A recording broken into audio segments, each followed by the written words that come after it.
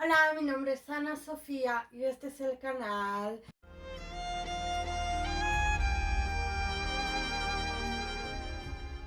El Milagre de Shirley parte 3. De entre todos los médicos especialistas, quien más se oponía era el médico judío. En toda esa semana la presión por parte de los doctores no paraba. Ya no había nadie en el hospital que no supiera de mi caso. Ya todos sabían lo que pasaba con mi hija y de lo que yo pensaba. Cada uno trataba de hablar conmigo para convencerme de mi equivocación. Me decían que era irresponsable y horrible, que no permitiese que operaran a mi hija para que se salvara. Estaba cansada de tanta tensión, las discusiones y de todas las cosas tan difíciles y tan duras que escuché que casi todos los días me iba a ver el Jabal.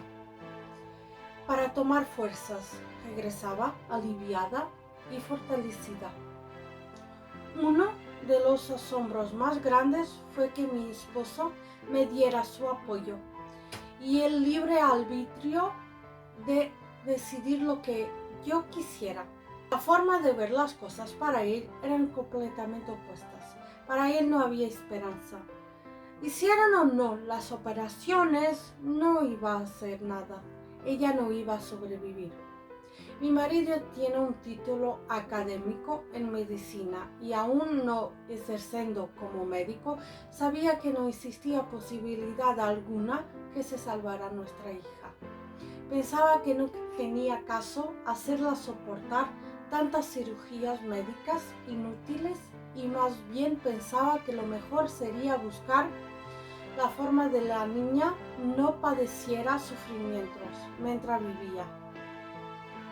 No padeciera sufrimientos mientras viviera. Los doctores trataban de convencerme a mí y a mi esposo, ya que sabían de su preparación médica, pero él se negaba. Al domingo siguiente fui a ver al Jabal y le conté acerca de la presión que tenía por parte de los doctores. Y le confesé que era más de lo que podía yo soportar y que además ellos ya habían concertado para mí una cita con un psicólogo especialista para tratar casos como este, en que la mamá pierde el sentido común por no poder afrontar la realidad. El Jabal me dio $1, como siempre. Me dio no unos consejos, sino que me asombró diciendo algo que en apariencia no tenía ninguna relación con el problema que yo estaba viviendo. Me dijo: cuando te encuentres ante el juez, todo lo que tienes que pedir es un nuevo chequeo. No entendí qué era lo que el Jabal intentaba decirme con sus santas palabras, y antes de que yo pudiera reaccionar, me encontraba afuera. Después de 4 días se esclareció lo que había entendido en ese día. Lo supe porque cuando regresé del hospital a mi casa, me esperaba una sorpresa muy desagradable.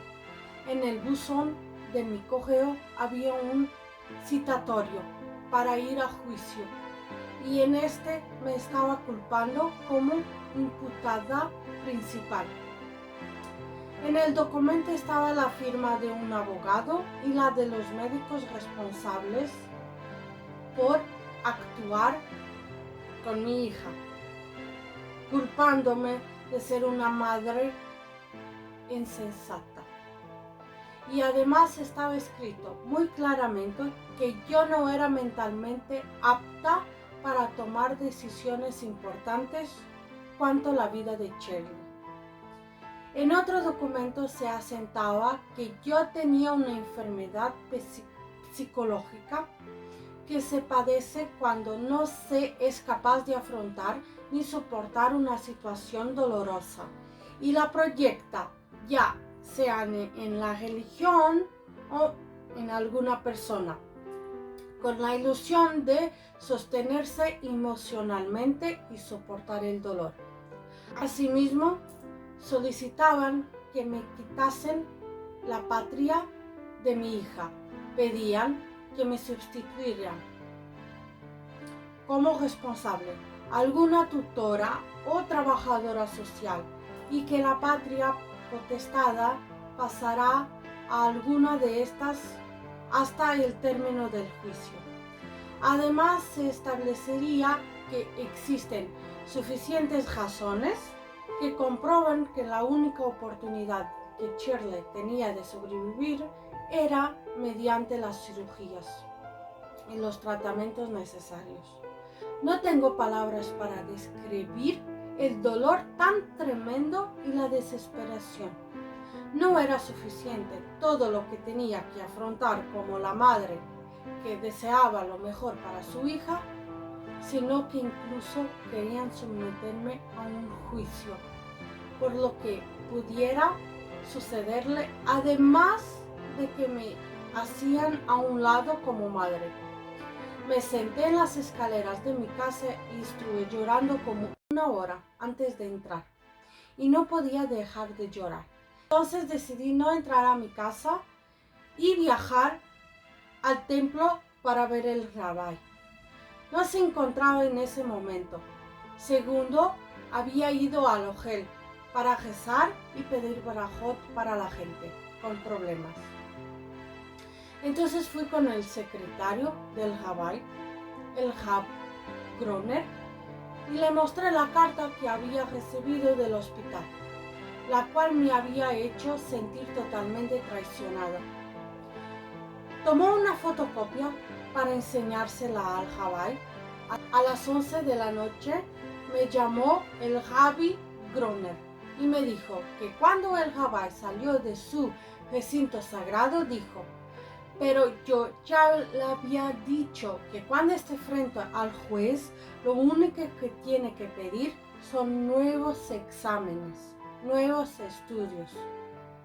Después de escuchar esto, supe que todo iba a estar bien, bajo el control, y sentí que la tranquilidad regresaba a mí.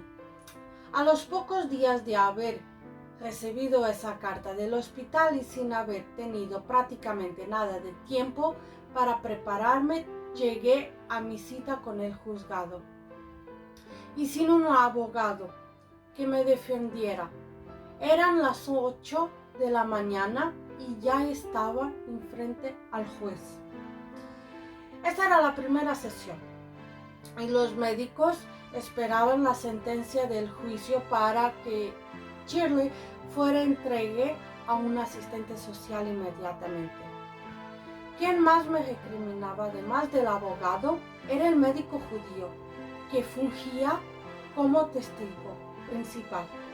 Este abrió la sesión discriminándome y tratándome como si yo fuera un monstruo.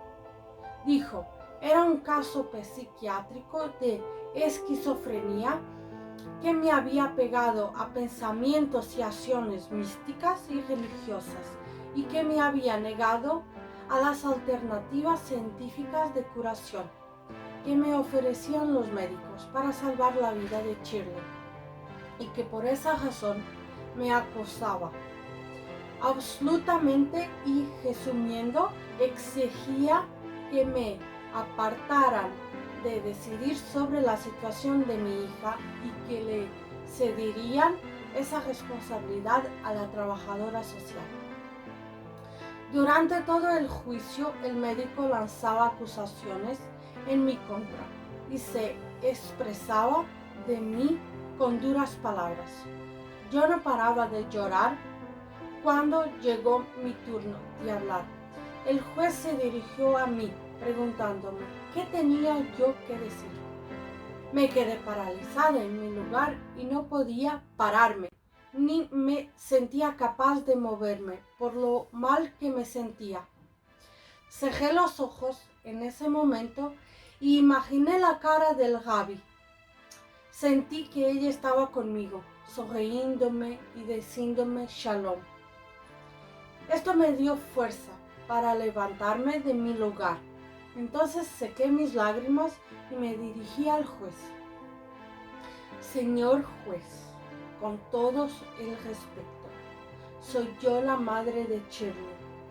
¿Cree usted que una madre quiera hacer daño a su hija? Pues yo lo que pido es que solicite nuevos estudios.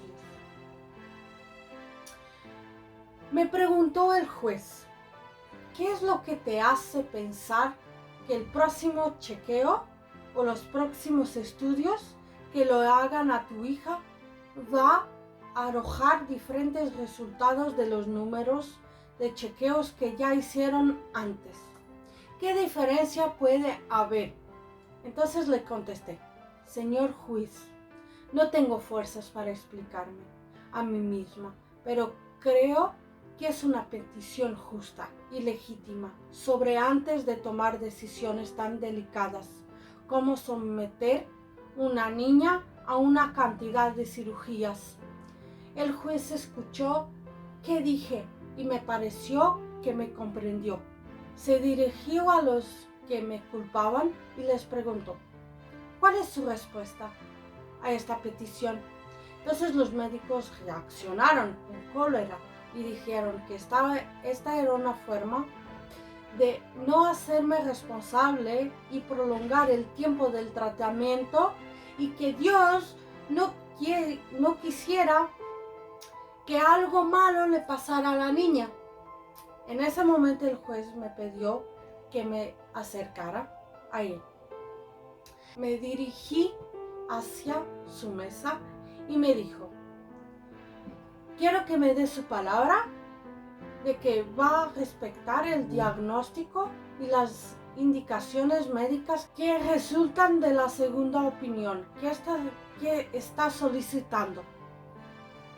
Con firmeza esclarecí, voy a respetar las indicaciones que resulten, cualesquiera que éstas sean.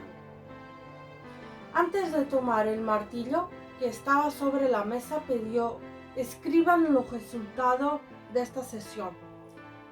Y dijo, exhorto de esta señora es una petición legítima. Se convocará una segunda sesión después de que se tengan los resultados de este tratamiento y de este estudio. Por divina providencia, la fecha se fixó para el domingo siguiente, a las 17 horas. Esa misma tarde fui por Shirley al hospital y la llevé directamente al templo del Hawái. Ya tenía concertado con los secretarios del Hawái que me dejarían entrar sin formarme una fila. Llegué con el Hawái y le conté que viajaría a Manhattan a ver los médicos, que le harían un nuevo chequeo a Shirley y de acuerdo con los resultados se llegaría al fallo en el juicio. Noté el rostro del Hawái más serio de lo acostumbrado. Me dio $1 para la tzedakah. Le puso otro $1 en la manito de Shirley y le dijo que fue acroba, o sea, que muy pronto sanes. Inmediatamente después me trasladé a Manhattan para que le hicieran el chequeo. Faltaban 4 días para el juicio y yo vivía en una tremenda tensión, esperando los resultados del nuevo chequeo. En ese lapso de tiempo solo fui a ver el Hawái una vez, pues necesitaba sentir su apoyo. Llegué como 1 hora de anticipación y poco después vi llegar al médico judío y al jefe del departamento de pediatría del hospital. Minutos antes de que el juicio iniciara, nos fue entregado tanto a mí como a los médicos litigantes los resultados de los estudios. Dejen en los comentarios aquí abajo qué pensáis que pasó con Shirley.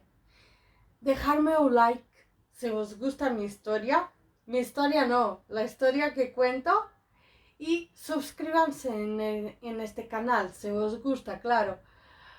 Y ya saben, mis queridos oyentes, si ustedes quieren ser los protagonistas de nuestra historia y quieren escribir vuestra historia para nosotros, pues escriban para relatosverídicos8@gmail.com, porque los protagonistas de nuestra historia sois vosotros.